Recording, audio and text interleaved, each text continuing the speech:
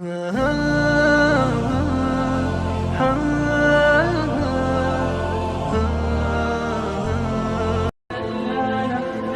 for watching. Don't forget to like, comment, share and subscribe. الكسل والجمود وأصابها السآمة والهجوع والسنة والغفوة، لأن الحاجة ماسة في العصر الراهن إلى المسرحية والمحادثة، ولها آثار تربوية لا تخفى على مبصر واعٍ، وهي أسوة بالعمليات التربوية التي تسعى جاهدة لتكوين شخصية أبناء المدارس بصقل مهاراتهم عن طريق تنمية ملكاتهم وقدراتهم، ولها دور بارز وأثر بالغ في بناء المجتمع البشري، وهي مظهر من مظاهر المجتمع الذي نعيش فيه، وهي صورة واضحة عن حياة الناس الفردية والاجتماعية وعاداتهم التقليدية وأحوالهم الدينية والخلقية. فلا بد لكل شاب داع أن يصور الإسلام في صورة صحيحة واضحة ويعرف به تعريفا شاملا كاملا. فتعالوا نستمع ونتمتع بمسرحية ومحادثة حول الموضوع حي على الصلاة، سيقدمها الأخ محمد شعيب فرغوني والأخ محمد زبير وزملاؤه، فليتقدموا مشكورين.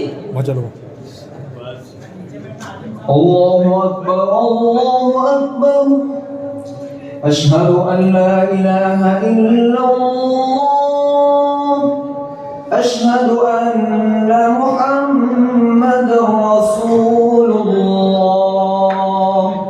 حي على الصلاة، حي على الفلاح.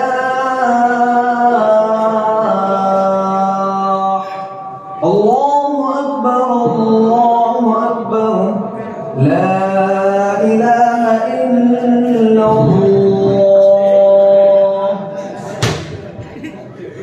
أيها الطلاب النائمون، استيقظوا وانهضوا من النوم واتركوا مضاجعكم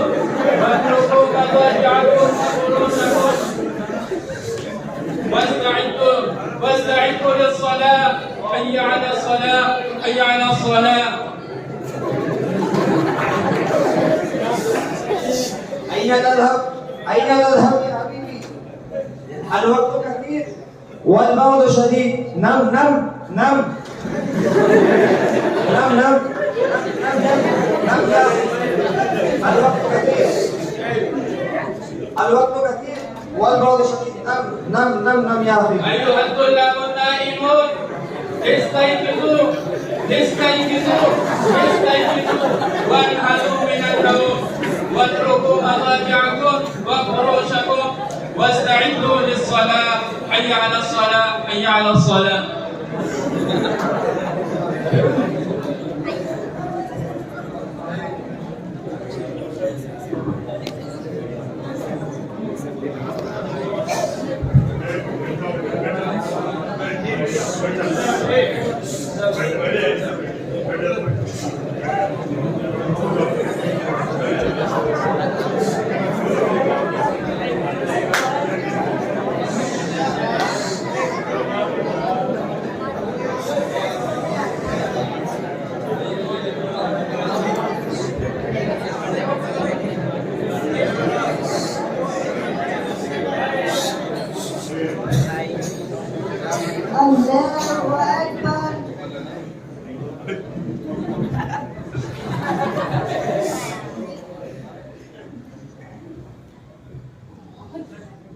سنة سبحانك اللهم وبحمدك وتبارك اسمك وتعالى جدك ولا إله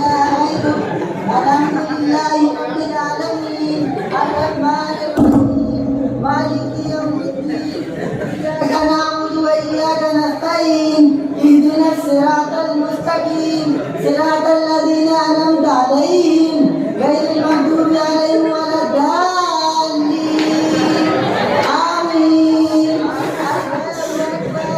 سبحان ربك العظيم سمع الله لمن حمده ربنا لك الحمد. سبحان ربي الأعلى الله أكبر. السلام عليكم ورحمة الله. السلام عليكم ورحمة الله. أنا المكروهات، أنا المفسدات، أنا أخرج روح الصلاة وحسنها وأفسد الصلاة وأخربها وأجعلها مردودة وغير مقبولة عند الله، فلم تستطع أن تصعد إلى السماء. أين الصلاة؟ أنا الصلاة هنا، أين الصلاة؟ أنا الصلاة هنا، أين الصلاة؟ أنا الصلاة هنا، من أنت؟ أنا الصلاة. أنت صلاة؟ نعم أنا الصلاة. فأيتها الصلاة ماذا تفعلين ها هنا؟ اصعدي إلى السماء وطيري إليها، لما سقطتِ؟ لا أستطيع أن أطير إلى السماء، لا أستطيع أن أطير إلى السماء، لا أستطيع. لما أيتها الصلاة؟ إنك معراج المؤمن، واعرجي نفسك واعرجي بالمسلمين إلى السماء. عفوا أيها المحسن، أنا أستحي أن أشكر المسلمين المصلين إلى روح من عباد الله كيف يعملوني ويعاملون وقدر ما عرضوا ويعرضون، وأما السبب ضعفي فسنحبا بهم وأخلائي الذين اشتروا الكتاب. لا تحزني ولا تبكي أيتها الصلاة، واذكري بعد مسقام الذي يبتني هذا القدر.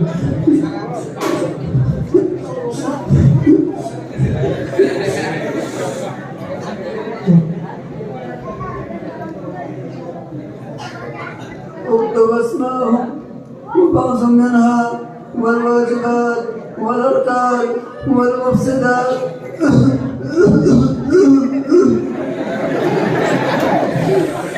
أين المستحبات؟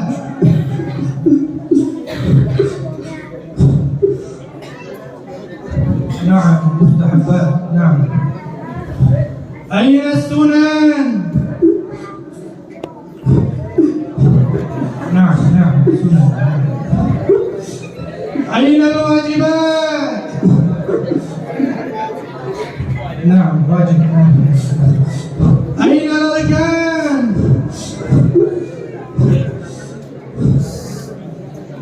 نعم أركان.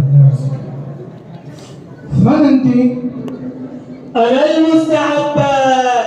ما عملك في الصلاة؟ عملي في الصلاة كعمل المصابيح في إضاءة البيت، أي عملي تنوير في الصلاة. ما شاء الله، أدامك الله في الصلاة.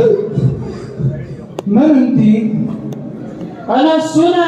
ما مكانتك في الصلاة؟ مكانتي في الصلاة كجد للجسم، تقبيلها وتسجيلها. ما شاء الله، أدامك الله في الصلاة. من أنت؟ أنا الواجبات. ما في الصلاة؟ أنا في الصلاة كالحفظة لبناء البيت، أيان نزول بها في أداء الصلاة، إن لم يومئذ فتجب سجدة السهو. ما شاء الله، أبقاك الله في الصلاة. من أنت؟ أنا الأركان. ما مكانتك في الصلاة؟ مكانتي في الصلاة مكانة اللبن في البناء. أي لا توجد الصلاة في غيرك؟ نعم أنا في الصلاة كالصلب للجسم. ما شاء الله، الله أكبر كبيرا، ما أكبر مكانتك في الصلاة، أدامك الله. فأيتها الصلاة عندما تعد رعاية هذه الأمور هل تعود القوة إليك؟ نعم سأصير قويا. لا بأس، سأجعلك قوية.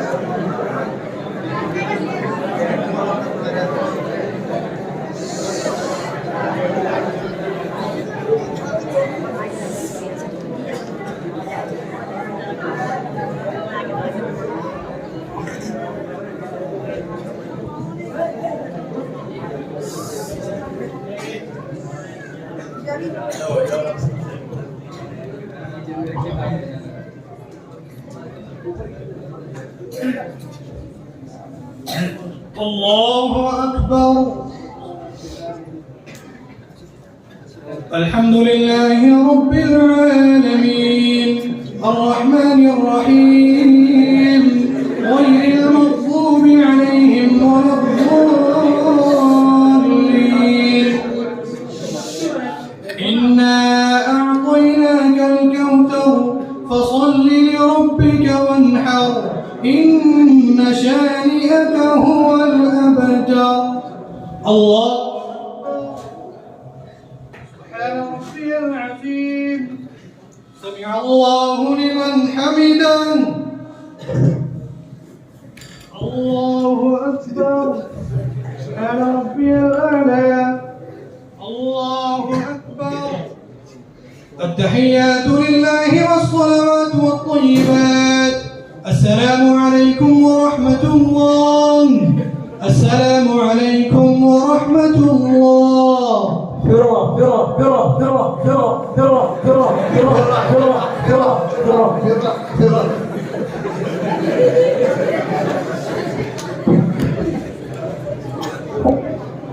ما شاء الله. بشرى لك أيتها الصلاة قد قويتك الآن بجمع أحبابك.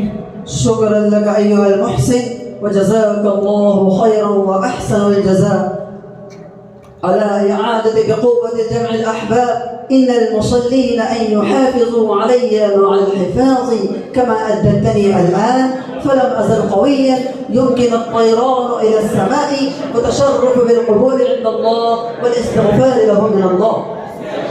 ما شاء الله. لا تخافي أيتها الصلاة، سأطلب من المسلمين أن يؤدوك حسب ما تريدين وكما أديتك الآن. شكرا لك أيها المحسن وجزاك الله خيرا وأحسن الجزاء.